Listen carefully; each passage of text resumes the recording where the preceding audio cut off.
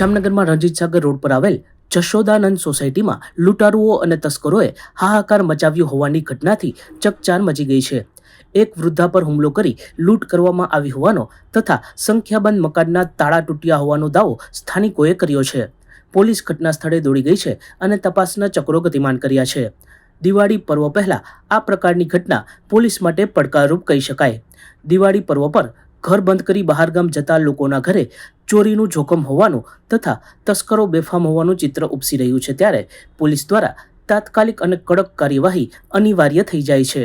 મારું નામ યાજ્ઞિક દિનેશભાઈ ભંડેરી છે. હું જશોદાનાથ સોસાયટી રણજીત સાગર રોડ જામનગરનો રહેવાસી છું. અહીંયા 8 મકાનમાં ચોરી થયેલી છે, જેમાંથી એક મકાનમાં માજી નીચે સૂતા હતા, એને મારી અને એના કાનમાંથી બુટ્ટી ચોરી અને પગ ભાંગી અને ચોરોએ બીજા બાકીના 7 મકાનોમાં લૂંટ કરેલી છે. રણજીત સાગર રોડ જામનગર જે જશોદાનાથ સોસાયટી. અંદાજી કેટલા ચોર હતા અને કેમાં આવ્યા હતા કઈ જાણવા મળેલ છે? એક 4 વ્હીલ હતી, એમાં એક ભાઈ હતા, અને એક હોન્ડા હતી, એમાં એક ભાઈ હતા. બંને પાસે હથિયારમાં 2 ગન હતી.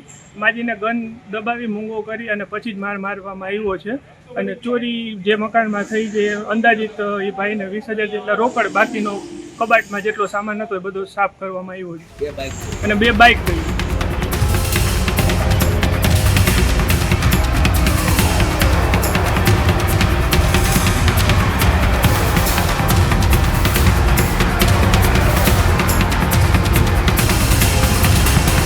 સચોટ સમાચારો સૌથી ઝડપી મેળવવા માટે અમારી ચેનલને સબસ્ક્રાઇબ કરો.